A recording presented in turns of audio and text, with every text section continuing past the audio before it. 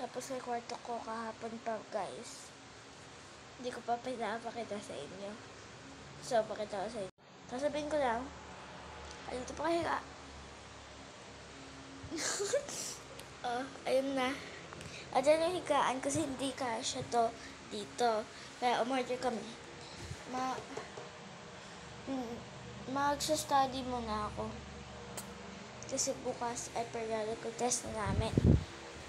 Tasan tayo. Yan. Periodical test na namin bukas. Kaya, magsa-study ako, guys. Tapos, tapos ko mag-study,